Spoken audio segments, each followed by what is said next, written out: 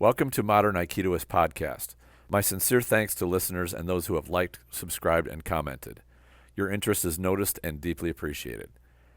This podcast is in response to the listener's question, what makes Aikido a viable martial art in today's combat landscape? Thank you for the great question, Maru. I hope I pronounced your name correctly. If not, my apologies. Complex questions usually don't have brief answers, and this is definitely a complex question.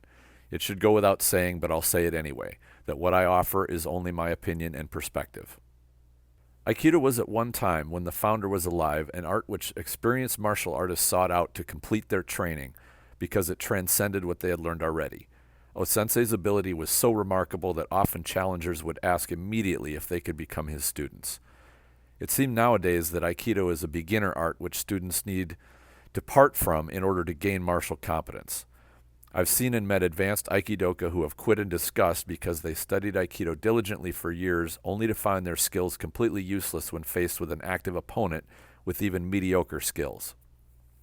In one case, I met someone who was a Nidan, or a second-degree black belt, who gave up when a bodybuilder picked him up over his head and he had no idea how to stop it. It wasn't even that this bodybuilder was a martial artist, merely really strong. If the student expected to learn to defend themselves and didn't, that's the failure and the responsibility of the instructors. I believe that most martial art instructors are guilty of implying that their students will learn practical self-defense skills and then fail to deliver. I consider this a type of fraud, and students are completely justified for being upset about it. That's not to say that learning any martial art will make you invincible, but it should improve your chances and not leave you completely helpless. While I have no idea how many people have quit Aikido, I believe many have due to the lack of practicality, which is commonplace in the Aikido community. The justification that, quote, Aikido is not about fighting, unquote, does not satisfy the student who comes to learn a martial art to learn to defend himself. At the end of the day, martial arts are designed to have you survive a fight, usually by prevailing over an attacker. The only example I can think of which doesn't quite fit this description is parkour or free running, which I've heard described as a martial art of running away. The goal is to be so good at it that an attacker cannot keep up with you or follow you over and around obstacles. Running away isn't much of a martial art in my opinion, although the skills and athletics are a marvel and worthy of respect. Parkour and free running has some amazing athletes. Parkour is an example of something that really didn't even come into being until the late 1980s. Quite a few arts came into being in the last half of the 20th century. Aikido preceded them only by a few decades, really. It is a rabbit hole to go down, identifying different martial arts and what their specialties and martial applicability is. It kind of reminds me of coffee. When I was a kid, coffee was pretty straightforward and there weren't many options. You could have coffee black with cream or sugar, and there was fresh brewed or instant coffee. When you went to buy coffee in the grocery store, you had the pick of a dozen or so brands which had slightly different flavors. Nowadays, the choices of coffee are dizzying, and a grocery store coffee aisle has hundreds of different brands and flavors. Go into a coffee shop and you're faced with so many varieties and variations, it is mind-boggling. Martial arts in our modern era have a wide variety of choices and options too, each of which tries to fill a specialized niche and adapts their art to do so. That niche might be exercise or teaching kids or being weapon-focused. Enthusiasts of each art find certain aspects of training appealing, most of which have little or nothing to do with surviving a fight. Taibo is a good example of a martial-flavored exercise program. It's a great workout and it feels like you're learning to fight because you're using martial movements, but it openly admits that it's not a martial art. Taibo's popularity was that it was different and people liked it because it had a martial flavor to it. Most weapons training has no sparring component, so does not provide the full spectrum of training to prepare someone to survive an armed fight. Sports like fencing and kendo have live sparring, but the idea of prevailing in a fight using those skills is highly unlikely. Quite a few weapon arts are really nothing more than weapon flourishing arts. It's fun to swing a weapon around, but another thing entirely to actually hit something with it. Having your target moving around and trying to hit you back brings a whole new level of challenge. I'm not criticizing any of these activities. They're obviously fun to practice and fulfilling for the enthusiasts who enjoy them. If they love what they are doing and get pleasure from practicing them, fantastic. The issue I see is when the art is evolved into a non-martial practice, but still has its practitioners believing it is a martial art. Imagining your abilities being useful and having them be useful in reality are two very different things. Japanese martial arts are labeled as a jitsu, which means an art, and a do, which means a way. What exactly is the practical difference? A good example might be Kyudo, the way of Japanese archery. I was lucky enough to have a personal experience with Kyudo, which I found illuminating. Years ago, I was fascinated to try Japanese archery, and when I looked around, there were only about 5 dojos in the United States who taught it. One happened to be less than an hour from my house, so I felt fortunate to have the opportunity to try, and I jumped into it. I had heard stories of some amazing feats of samurai archers and was eager to get a chance to try using the yumi, the Japanese offset bow. Offset means that the bow is longer above the grip than it is below. Some say that the design is intentional to give a long bow and string, but still allow foot soldiers to wield it without the bow hitting the ground. In fact, the design came from the fact that the yumi were originally made from a type of wood similar to bamboo or rattan, which was thicker at the bottom than at the top. This meant that the grip had to be closer to the bottom to achieve a somewhat even draw. I could go deeper into bow design and archery, but that really isn't relevant to the point here. What is relevant is the study of how to use the yumi, which is the very heart of Kyudo. Kind of. Let me take a moment to explain that. Kyudo is extremely ritualized, down to how you take the bow out of its protective carrying sleeve, roll the sleeve up, to how you bow and take precise steps from the waiting line up to the firing line. Details such as how exactly you hold the arrows, to your breathing, your stance, where your eyes are focused, and countless others are of the utmost priority. Some of these are important aspects to learning to be a superb archer. So what was missing? What struck me is that the practice included no target. We fired blunt arrows at a large piece of blank canvas hanging to safely stop the flight of the arrows without damaging them. The entire focus of the archery was entirely on the form of the archer, and no attention was paid to aiming or even having feedback about where the arrow landed. This is where I had difficulty holding my interest in Kyudo, because archery to me was about hitting the intended target accurately. Of course, breathing and form will help you do that consistently, and it takes a long time to integrate all those factors to be an excellent archer. Let me say, too, that the instructors were fantastic and extremely personable. The group had a great feel and a positive atmosphere. If you were interested in learning Kyudo, I would heartily recommend this group to do so. As I looked into Kyudo more, I found that Kyudo was largely a meditation and that it was fundamentally different from target archery. A Kyudo practitioner and a competitive target archer have very different priorities with what they are trying to achieve. Even a target archer has a different skill set than a hunter archer. The target archer might be a master of taking on 30 to 90 meter distance targets, but they're always firing from the same position, targets are always on level ground, and their targets do not move. A hunter archer must deal with varied ranges and must approach his target with stealth or remain still and silent while his target approaches. He must deal with firing up inclines and down declines, deal with obstacles and obscured vision, fire from awkward positions, and most of all, deal with a target which moves around. Maybe the term jitsu describes the practice of these tangible skills. Sure enough, after some research, I found the term kyujitsu, which appeared to describe the type of practical archery which appealed a bit more to me. I looked and there did not appear to be any dojos or places to learn kyujitsu in the United States. It appeared there really wasn't much for kyujitsu anywhere. But there are videos of modern Japanese archery demonstrations, primarily from horseback, so there's obviously some kind of kyujitsu practice going on somewhere. While firing a bow from a galloping horse is an incredibly impressive feat, it's really not a practical skill most people would ever really use. I just wonder if there are any groups focusing on practical Japanese archery out there. Another example of a do, and I won't describe this in great detail, is the Japanese tea ceremony. It's almost entirely ritual, which can take up to 4.5 hours. Clearly there's more focus on the etiquette, ritual, and courtesies than on making perfect tea.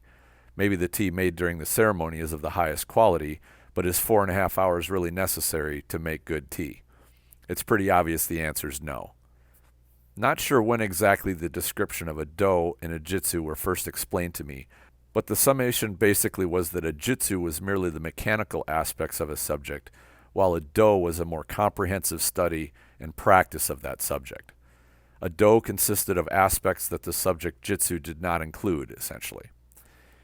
It seems that this also applies to the term Budo, which is martial way, and Bujitsu, which is martial arts. But it's hard to tell because there doesn't seem to be any firm definitions that people really agree on. From what I've noticed, arguing over Japanese terms is popular enough that it should be an art all by itself. After a great deal of time observing how modern Do actually operate, it appears to me that Do arts are anything but comprehensive. For the most part, they take a few aspects of the subject and omit other aspects. The aspects which are included are steeped in ritualized practice, and in doing so far removed from the original practical subject. The result is they are a pale shadow of what they once were. I think a good case could be made that Aikido has gone this way, just like Kyudo has. Even Daito-Ryu Aikijujutsu, which is a jitsu, not a do, is practiced in a highly ritualized and formal manner which doesn't look at all similar to actual combat. The progression towards isolation from other arts toward meticulously choreographed practice explains how modern Aikido, or at least the vast majority of it, is pretty useless in a physical confrontation. It also explains why practitioners quit in disappointment when they realize it is not relevant to self-defense. Students often transfer to more practical arts which have less focus on ritual, spirituality, philosophy, and formality, and more focus on practicality. And this makes perfect sense, at least to me. The practical side of Aikido is somewhere between uncommon and rare in the martial arts world. I've come across a number of seasoned martial artists from a variety of disciplines who have a great respect for Aikido because they came across a practitioner or teacher who was the real deal and showed them what Aikido was truly capable of. Most people have never crossed paths with an Aikido practitioner like that. It's disappointing to see how few Aikido practitioners who can provide that experience. O-sensei and his students had an extraordinary level of practical ability. Now, it's been suggested within discussions that perhaps those seeking practical Aikido should change the name of what they do to Aiki-Jiu-Jitsu or something similar, and let the spiritual, meditative, and ritual-interested practitioners have the name Aikido. I currently think that changing the name doesn't solve the issue. Being called a jitsu instead of a do didn't help Daito-Ryu retain martial practicality or keep it from evolving into a ritualized practice. A rose by any other name is still a rose. So where do those of us who desire our Aikido to be useful for self-defense lie in all this?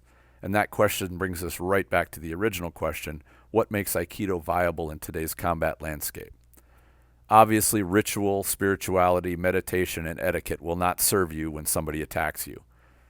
Training which has been sterilized of reality will also not build capable students. One can try to justify these poor habits by saying their ritual practice includes principles, but that's a weak response. The self-defense application is so different that the practitioner will have a difficult time connecting the dots when the situation goes south and they only have an instant to act correctly. In order to address the question adequately, we cannot use modern Aikido as our comparison to inject into dealing with real violence because it has drifted so far away from practicality. Instead, let's use the version of Aikido when it was a potent and effective art, which was proven against top-level martial artists. For the most part, you have to go back to the 60s to see examples of this. There are some Aikido practitioners today who are extremely capable from a self-defense standpoint, but they are in the extreme minority. Most of what you see of Aikido is a ritualized practice which can be impressive looking, but is not realistic. If we assess Aikido by its functional elements, I believe there's much to like about it. And a few of those are, 1, it approaches conflict from a standing position. This is where most violence will likely occur, and it gives you the best chance to deal with a dynamic, hostile environment, which very likely may involve other threats. 2, it seeks to control the attacker's body. This has a far better chance of ending a physical conflict quicker than exchanging blows. 3, it incorporates throws. Throwing somebody to the ground is a time-proven tactic going back millennia. The earth hits harder than anything else, and it has a very good chance of stopping somebody from attacking further. 4, it incorporates taking initiative away from the attacker immediately. This is crucial in a real attack or violence. Sadly, this principle is not taught or practiced in Aikido very much, as evidenced by how often Aikido practitioners state that Aikido is entirely defensive. You see in their technique that it is almost always responsive to an attack. 5, it has a variable element due to the kazushi, or balance-taking aspect. You don't need to throw with full power to control an opponent. This isn't unique to Aikido, though. Wrestling and most grappling arts do the same thing, too. 6. Aikido is not focused on athletics. Many martial arts require well above average speed or strength to function well. Aikido and Judo do not. They control the attacker's body through more subtle manipulation than brute strength. Granted, with Judo you might not see that watching competitive Judo, such as Olympic competition. But take a look at Kyuzo Mifune. He is subtlety and elegance personified. I'll leave a link in the description area below to a video of Kyuzo Mifune. He is a marvel to watch. I will love it when my Aikido is as smooth, subtle, and powerful as his Judo is. The things to not like about Aikido mostly derive from poor practices which modern Aikido is guilty of. 1. The overuse of unrealistic attacks, and this includes a lack of intent on Uke's part. 2. Lack of breadth, such as no groundwork or practice against kicks, quite a few others. 3. Inclusion of techniques which are entirely useless, such as sword disarms and almost all techniques against a knife. These waste precious training time and, even worse, build a false sense of competence. 4. Lack of practice against modern and likely attacks. 5. Lack of creative practice such as jiyu-waza. Jiyu-waza means free practice and can take on many forms and can be done to work on particular skills. It's not the same thing as sparring, but has some elements of the difficulties of sparring. 6. Lack of randori. In my experience, most Aikidoka I've met are terrified of randori, mostly because they have not been taught a solid method for how to do it properly. You can't get good at what you don't practice. From what I've heard, very few dojos ever teach or practice randori. Randori is Aikido's best attempt to get close to what surviving a high-intensity attack would be like. Not practicing randori will provide very predictable results when students are faced with a situation like that. That is, they will fail. A good teacher should be able to guide their students through learning it without making them terrified of it. Randori is something I've focused on for over a decade. The reason was that I wanted my Aikido to be solid enough to perform under the most stress. Even before I was a Shodan, my instructor invited me to teach a regular class, so I set to work developing a graduated system of how to take beginning students from the ground up on how to learn it. My goal was to make it not only productive, but fun to learn. It's very fun to learn new things and see yourself improve, and handle stressful situations by following a method. Until more Aikido practitioners take a hard, honest look in the mirror and see what their art is, and acknowledge the shortcomings the art has, Aikido will be stuck not being relevant at all in today's combat and self-defense environment. You have to be able to see the problem before you can go about fixing it.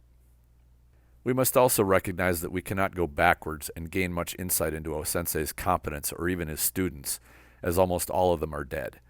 The ones who are alive are retiring and not teaching as much anymore. There's one more factor too, and before I share it, I want to make clear that I have the utmost respect for senior instructors and their accomplishments. They have built large and solid organizations which stood the test of time and kept Aikido alive through practice. However, it is a fact that under their leadership, Aikido has slid in relevance and potency. One Shihan, who is arguably the most influential in United States Aikido, said in an interview that he has a bleak outlook on the state of modern Aikido and has no ideas for how to fix it. It is for this reason that we cannot look backwards or upwards to find answers for how to take Aikido forward. Innovation is needed and Aikido needs to grow again. Any living thing, and an art is a living thing, is either growing or dying. Hanging on to the past is a slow death. Growth is moving forward in a positive direction. How can Aikido move forward? I believe the answer is to step outside of the bubble Aikido has created for itself, both physically and philosophically. It means cross-training and bringing in outside influences to learn and grow from. We cannot worry about having the art changed. It needs to change, for the better. We need to get our hands into the sweat and dirt. And this is how arts are honed, not by meditation and calm, but in the fire.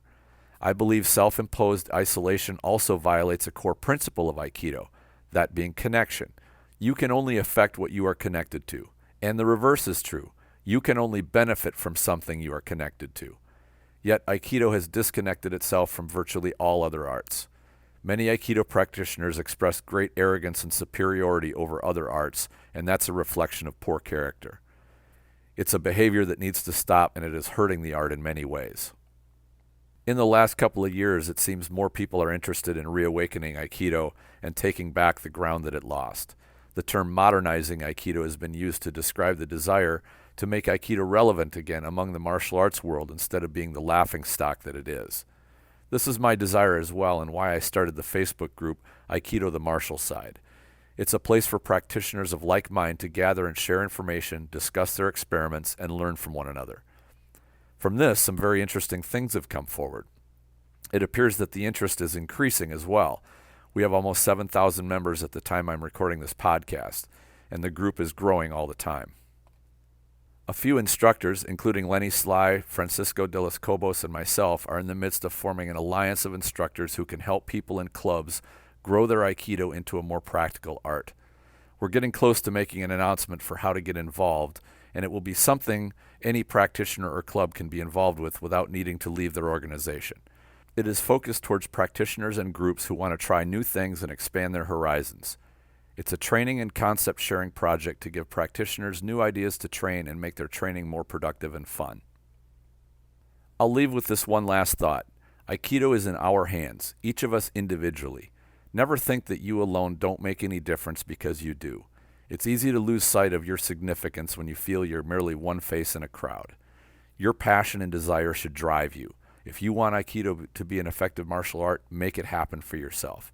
There are others out there who can help you. You can start by expressing your interest to your instructor. Let him or her know what you desire. Maybe he or she will accommodate your interests. If not, you can make a decision to find what you're looking for elsewhere. We are out there. Come find us and we'll help you find what you seek. I'm seeking the same thing and continue to make progress. It's a constant path, not a destination. What other topics are you interested in hearing covered in this podcast? Please share your ideas in the comments section if you're watching this on YouTube. You can also go to the Facebook group Aikido the Martial Side and post a comment there. Your input and engagement helps podcasts like these stay around. Please support it by liking, subscribing, and sharing. Enjoy your training.